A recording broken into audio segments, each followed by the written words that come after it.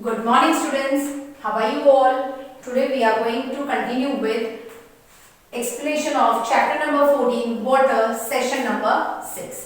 अब last session में बच्चों हमने पानी के बारे में बहुत कुछ डिस्कशन किया, बहुत कुछ सीखा, नए टर्म्स हमने सीखे. So in that we learn about essentiality of water, uses of water, sources of water. Then we have discussed about water cycle, different processes regarding to water cycle like evaporation, condensation, precipitation. Right? Now today children we are going to discuss about floods. Last session में हमने rains की एक opposite part पढ़ी थी जिसके बारे में drought के बारे में हमने पढ़ा था. जहाँ पे 2-3 साल तक रेन्स नहीं फॉल होते हैं वो एरिया में ड्रॉट की सिचुएशन क्रिएट हो सकती है. अब उसकी ऑपोजिट सिचुएशन जहाँ पे एक्सेस वाटर यानी एक्सेस रेनफॉल हो रहा है, ज्यादा मात्रा में रेनफॉल हो रही है, तो वहां पे फ्लड्स की सिचुएशन क्रिएट होती है. So children, we will start with the discussion and explanation of flood. What happens if it rains heavily? जब बहुत जोरों से यानी ज्यादा मात्रा में बारिश होती है तो उसे हम क्या कहते हैं? फ्लड की सिचुएशन क्रिएट होती है. So when it rains heavily, water accumulates over the land. This condition is called water logging. इसे हम क्या कहते हैं? water logging. क्योंकि जब बारिश होनी शुरू होती है तो एक दो बारिश में क्या होती है, जो लैंड ड्राई हो गई रहती है वो मॉइस्ट हो जाती है और उसके बाद जो उसकी सीपिंग प्रोसेस होती है उसके अंदर ज्यादा बारिश कांस्टेंट होने से क्या होता है, वो सीपिंग जो उनकी सीपिंग प्रोसेस होती है वो स्लो डाउन हो जाती है और पानी लैंड के ऊपर कलेक्ट होना शुरू हो जाता है. When it rains continuously for several days, rivers overflow and land is submerged. This is called as flood. अब एक सिचुएशन ऐसी होती है कि बहुत दिनों तक कांस्टेंट बारिश होती है तो जो वाटर को सीप करने का टाइम नहीं मिलता है लैंड के अंदर और जो रिवर्स है वो भर के ओवरफ्लो हो जाते हैं. तो ये सिचुएशन जब क्रिएट होती है उसे हम कहते हैं flood. That is called as flood. So when ponds, lakes, rivers overflow, the aquatic animals living in them also get forced out. अब ये सिचुएशन में क्या होता है, जब river lakes flow means overflow हो जाते हैं तो जो एक्वेटिक एनिमल्स उसके अंदर रहते हैं वो भी पानी के साथ फ्लो होके मर सकते हैं. Right? Floods also ruins crop. अब लैंड के ऊपर इसका एडवर्स इफेक्ट क्या है कि जहाँ पे फसलें उगती हैं, जहाँ पे प्लांट्स ट्रीज सब उगते हैं तो उसे क्या होता है, जो टॉप लेयर ऑफ सॉइल होता है जहाँ पे क्रॉप्स ग्रो होते हैं वो पानी के साथ फ्लो हो जाते हैं तो उसके न्यूट्रिएंट्स भी चले जाते हैं और ऐसी सिचुएशन में क्या होता है, क्रॉप्स को बहुत बड़ा डैमेज होता है और प्लांट्स फॉल भी हो जाते हैं, ट्रीज भी फॉल हो जाते हैं. Right? So floods washes away the upper layer of the soil and it is called as soil erosion. जब ऊपर का लेयर पानी से वॉश हो जाता है तो उसे हम क्या कहते हैं, soil erosion. Because of washing of the top layer of the soil, the roots of the plants get weakened and it can fall down also.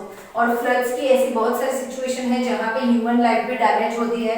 आपने देखा होगा कि बहुत सारी सिटीज में जब बाढ़ आते हैं, फ्लड्स आते हैं तो वहाँ के जो एनिमल्स होते हैं, ह्यूमन बीइंग्स अपने आप को बचाने की कोशिश करते हैं लेकिन जो एनिमल्स होते हैं वो पानी के साथ वॉश आउट होके वो लोग डाई हो जाते हैं, मर भी जाते हैं. कहीं ह्यूमन बीइंग्स भी मर जाते हैं. जैसे कि आपने सिचुएशन सुनामी के बारे में पढ़ा होगा, सुना होगा. जब सुनामी आया था तब कितना बड़ा डिस्ट्रक्शन हुआ था. Right? And that was not because of flood but that was a natural disasters of tsunami where the water was overflowed and it destroyed that particular area. Now अब तक हमने सोर्सेज के बारे में पढ़ा, यूजेस के बारे में पढ़ा वाटर की. देन उसकी दो सिचुएशंस हमने पढ़ी, one is drought and one is flood. Now we are going to discuss about conservation of water. पानी के हमने इतने सारे इंपॉर्टेंस देखे लेकिन अब वो पानी को हम कैसे एक प्रीशियस पार्ट के जैसे हम उसे प्रिजर्व करें वो एक बहुत ही बड़ा इम्पोर्टेंट पॉइंट है, because nowadays the usage of water is increasing day by day. So one day it can happen that there will be no water. That is why we are celebrating World Water Day. We are conserving water, right? So what is the purpose of that? Need for water is increasing every day with rise of population. अब दिन ब दिन population बढ़ रही है, right? It is going into million and trillion of publics, right? So जैसे human beings बढ़ रहे हैं, human life बढ़ रही है, पानी की डिमांड भी बढ़ रही है. Why? Because we don't only drink water, but we do our all regular activities with the help of water. For example, bathing, for washing clothes, cleaning, so many other things. And on the other side, animals do not utilize that water. They just use water for drinking. तो सबसे ज्यादा exploitation पानी का कौन कर रहा है? Human life. We need more water for irrigation. अब पॉपुलेशन बढ़ रही है, पानी की डिमांड भी बढ़ रही है, तो पॉपुलेशन बढ़ने से जो क्रॉप्स है उसकी डिमांड भी बढ़ रही है, because we require food to live. तो अब क्रॉप्स की डिमांड बढ़ रही है, तो उसके लिए क्या चाहिए? हमें पानी चाहिए to grow crops. So it is required for irrigation also. There is a need for using water judiciously. अब ये सब सिचुएशन में हम पानी के बिना तो नहीं रह सकते हैं, लेकिन वाटर को हम वाइजली यूज कर सकते हैं, यानी उसका वेस्टेज हम टोटली जीरो कर दें, राइट? और जितना यूज हो सके उतना ही यूज करें, उसे वेस्ट ना करें. तो हम अगर वाटर जुडिशियसली यानी वाइजली यूज करेंगे तो हम हमारे फ्यूचर जनरेशन के लिए पानी हम बचा सकते हैं, क्योंकि पानी ऐसी चीज है, it is a component which does not get spoiled any time. When we use a resource very carefully, that it lasts as long as possible, we say that we conserve it. जब कोई resource हम wisely use करते हैं, जरूरत पड़ने पे ही वो use करते हैं, उसे हम बचाते हैं, तो वो आगे की जनरेशन के लिए भी इम्पोर्टेंट होती है, राइट? तो वो ज्यादा टाइम चलती है. जैसे कि आपको जो मनी है, for example I will give you money. तो मनी कैसी चीज है कि हम एक बार उसे यूज कर लेते हैं कुछ खरीदने में, तो वापस हमें उसे अर्न करना पड़ता है, तो ही मनी का फ्लो कंटिन्यूस होता है.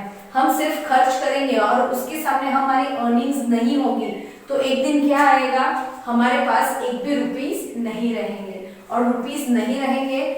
We can understand children today without money you cannot live at all. It is as equal as water. क्योंकि हर जगह पे हमें पैसों की जरूरत पड़ती है. This was just an example to show that how we can reserve water also in the same way. As water we are getting free of charge, children, we are not taking it as important resource of our environment.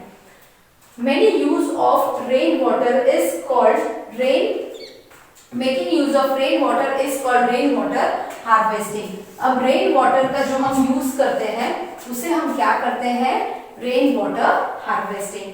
हमने देखा होगा कि बहुत सारे घरों के अंदर tanks होते हैं, तो जो रेनी सीजन होती है तब वो लोग टेरेस पे से अपने टैंक्स के अंदर रेन वाटर फिल करके पूरे साल ड्रिंकिंग के लिए यूज करते हैं.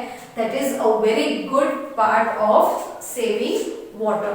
Now we will see ways to harvest water. Pits or tanks are dug in low-lying areas to collect rainwater. Low-lying area में टंकी बिठाई जाती है या तो फिर गड्ढे खोद दिए जाते हैं और ऐसा टैंक जैसा बनाया जाता है और उसके अंदर हम पानी स्टोर कर सकते हैं.